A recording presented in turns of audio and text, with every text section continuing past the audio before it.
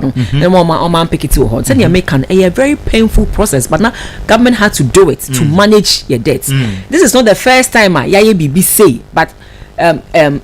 but this one is different. But if your first time now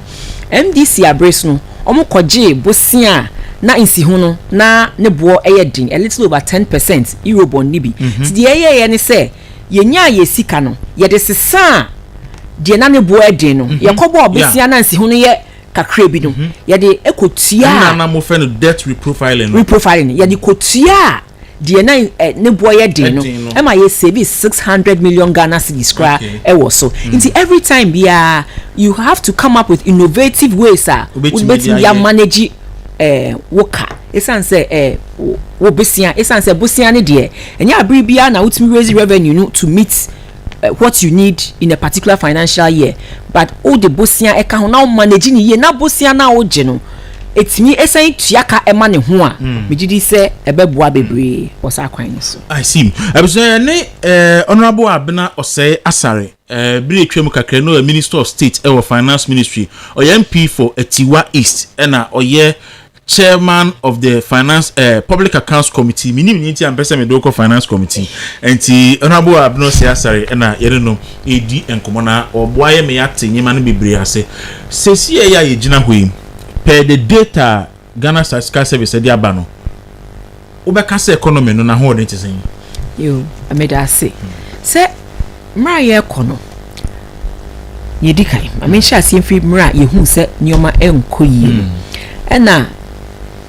under the leadership of President Nana Dankwa Akufo-Addo, the post-COVID-19 program for economic growth by PCPEG,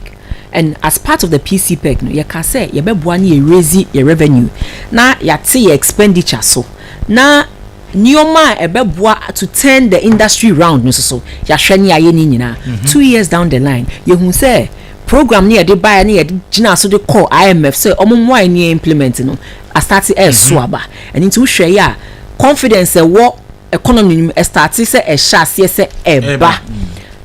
and into Q1 Q2 you hu say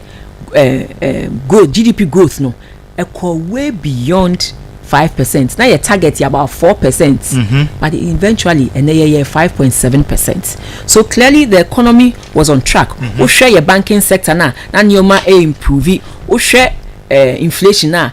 inflation so form. A woman said near kase your target is 18%, but you ain't do 18%. But clearly in from less 54. In less than 2 years, no it's me half inflation sadie. Me say a lot of progress na ya no ena we also to nchen na nyuma na fidi nyuma na the industry assign pick up bioma from Q1 to Q3 ena na lead the GDP growth. Okay, so Q1 no, quarter 1 ni quarter 2 and quarter 3 no. Okay. Na industry na lead growth. The growth. Okay. And inti usha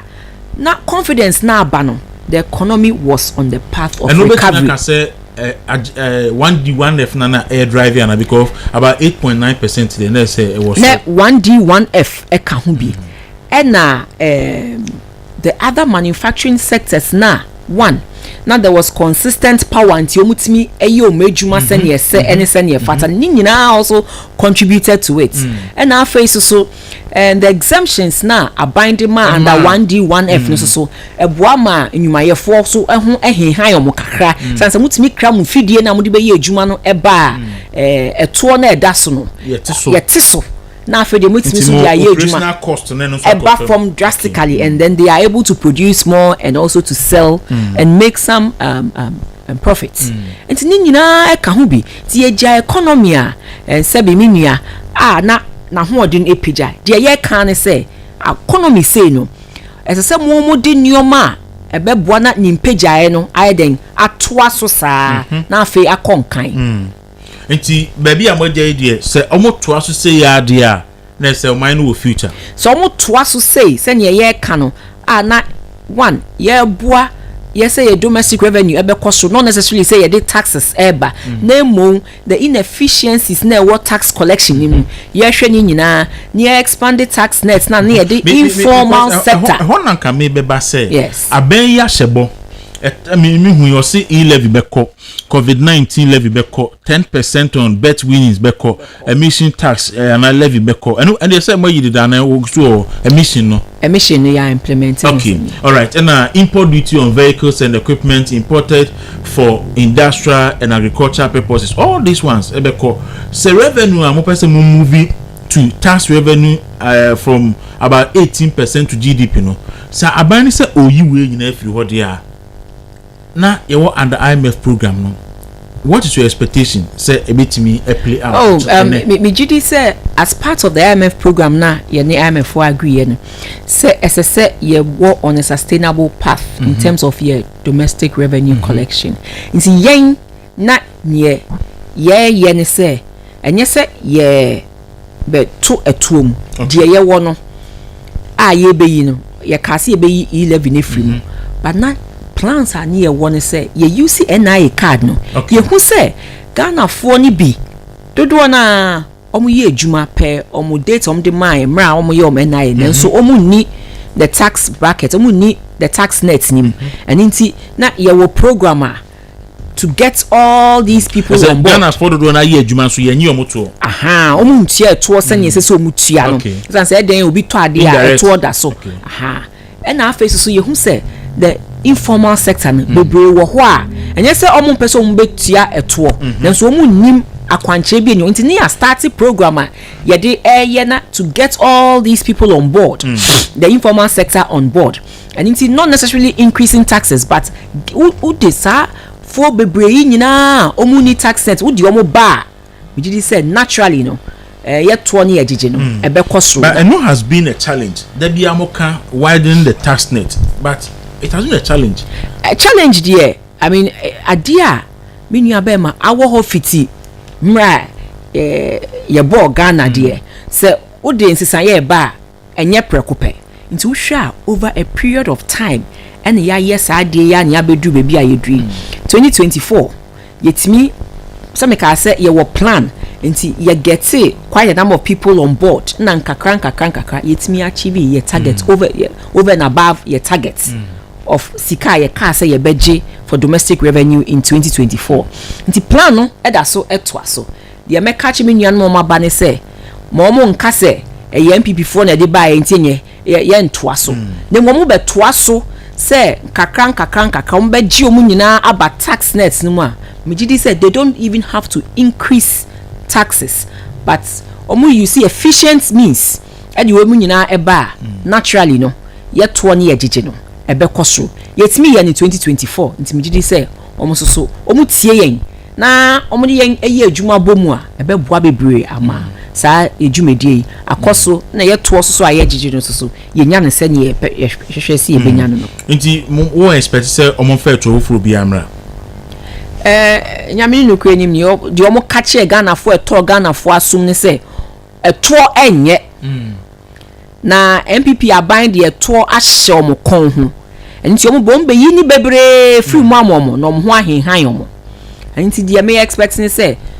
ensem no mo ka omo manifesto mu a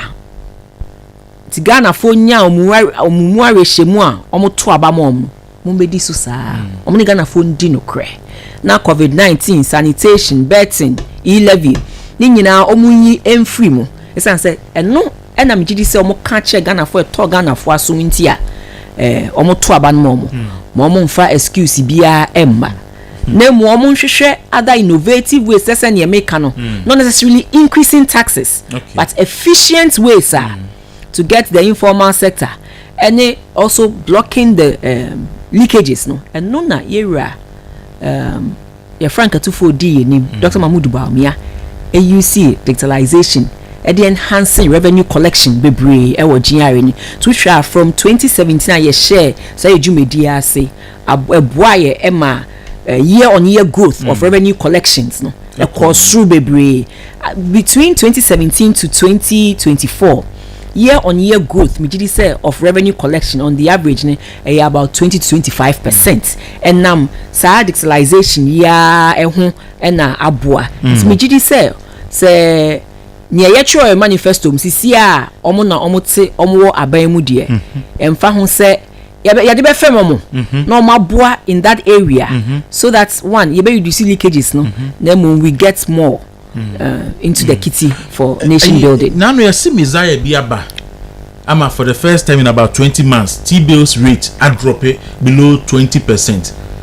Do you think, sir, Honorable Atiwa is doing anything newer? T-bills rate and dropping? You me da say. Sanima we nyina a function of the markets. You can say JDA eba bosia bo ho. Response to so many things. And o share ya 2017 ye buy no na T-bill rates ebinum akwa to 25 to 27 28%, but it meets so eba below 20. Okay, it meets so eba below 20. Nye ewo mu ne say mra ye tia Ghana for August ye tia insihu for coupons no be 6 billion no echo elections no Ghana for bebre ni ye tia o insihu mo no Oma anfa ma ameto T-bills. Usually say utio mu say ya they spend it on the market. But oma anyesa they adopted a wait and see approach. Enti bebre na kra musika. Enti kra musika no ya to abai wie ye ne bebre na wo see this wo mo ho. Say be on fa nye nshan go back. Say wo me account mu amenyansi hu bi ade ene me mfa na menko ye enti wo say aban no enya more cities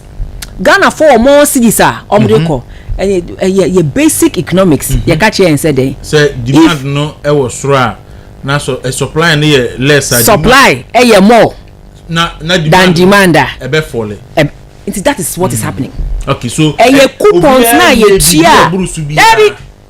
ye chia because 2 months mobile 2 months ni budget na mu implementing kwa MPP ya buying first 3 months budget am nti mo policies o mu bibia mu sha say afei na from March 11th mo be kire Ghana for policies ni programs are modeba but see reaction ye hunu because bebre na held on to coupon payments ni e dia mom and na afei de o ya to abewie ye hu de ye ko eninti ye ko ni ya kwa akoto T-bills nti sika ni bebre na one market ni and they be if the supply no more than demand what happens prices be go down. Okay, thank you. It's basic simple as that. Yes, I see. After no mo policy say beba Honorable Atiwa say born home ni say ebia me kawa fidie so say de be me ya no say sa debt exchange amuye nyina mo be wie na fiscal space no beba na NDC for be take glory, and it seems that is what is about to happen. Your mind back by me die na me kan say omon kan senior tie na me ka che President Mahama 2008 yes mo koye na because of foundation and laying the economy ni be grew by 14%. But ye de mo ankasa na economy ni still sinking below 2015 2014 de na nya it is let's say money Ghana for ni say economy am wo hye no mo ntimi anyere mo ho enhodi on to par na mo anyene yi prekama say me gidi say Ghana for ni di kan no nsema NDC for e catch omo no say de bia no mo ka say ya no nya din enough ya no nya din enough omo no ma no ye din enough no e ka Nsembe breach room enti na make say from I think sir we could have done better with our communications. We could have done better, especially on some of the taxes. That notwithstanding no nyame ni ma de kunti ya 4 years or person Ghana force we witness the other side. But e kan de bia na ye bekoso aka ne say ye nya economy atete apansam ye je economy a ejina ne na so a ante omo betimi sustain confidence na abano na o makes me atwa so a ebeboa ye nyina. I see. Abuja akaka kra bi na Honorable Abena Osei Asare ne kra obomodin because jumadi ekoso parliament no isi omonan so nti yen se ne brebonu dupene ya sorry. Honorable about 273 economic promises and NDC for year in their manifesto ene budget no eba what the can care to be who has seminar dey education say crofo suru say free education kra yi be twem and all that knowing ya wunim amuja of finance ministry no edin na wo hwe nim wo expectation pa e we ne budget no ye den yo ye dika me expectation and say the nation's human capital as I said die nyina ya koma so okay on minor human capital as I said die nyina ya koma so and inti I expect to see a fully funded free SHS budget. Fully funded free SHS. Is any cost year? Free SHS. I expect to see a fully funded, but because it is the human capital of the nation, and now building. Okay. Human capital near building. Unya insihuni sisia, but over a period of time, ube say, the basic qualification a woman SHS it goes a long way to improve knowledge, any outcomes, any productivity. Ewo umani nye tosu mienu me pese aban yehu how aban ye behwe near complete agenda 111 projects okay because aban the kind discussion dida wuntimi nka se ye discussion no ye to atwene yes sir you be causing financial loss to the nation and indeed I expect to see a workable program on how you be complete agenda 111 over a period of time. Yenka say yenye nyina 1 year, but on my plan yedi bewie. So I expect to see some level of funding for agenda 111. Near Toso miensa. I expect to see some appreciable level of funding so the road sector. Okay. This is because MPP aban ehyaase nyoma bebre akwan bebre egu akwan anasa esu bebre and the kwan no the problem with this it's ne say wo hyaase na wenwie a na wo manage na later wo sign ekoso a wo boka more and inti I expect to see some appreciable level of funding for ekwan no na senye ye ka say ye di roto back na aboa na yesua nya sika bi so assign di aka ho no I expect in the budget no omo be mayen levels na program and our process na omo de ebeba di roto no ebeba back no I expect to see that one as well and also I expect to see say afibia aban na MPP aban no na ye fa nurses o mewie ye fa teachers o mewie and now in terms of your security capacity now we still need to build manpower in that area so I expect also to see some level of compensation ring fencing for these 3 important areas under compensation and as part of it now I also expect to see say you be factor interest na your debt na eswatse no based on the debt exchange ni aye no both external and domestic no I expect to see say the benefits no should be reflected in interest payments omoba beye in 2025 such that we expect to see a drop in interest payments and now almost sign so ka say NHIS ombe on cap ombe yi cap no efri so I expect say omode enye omano no omde be kan na mu omde mra law no ebeba for amendment no my on cap ne send you ka che Ghana fo nyina no man ka say there be the minister no wotumi say obetimi on cap say ya amend law na ochie bi ochie bi minister no be ka say see amend law nti je me pen na me meje because minister no wotumi say obe on cap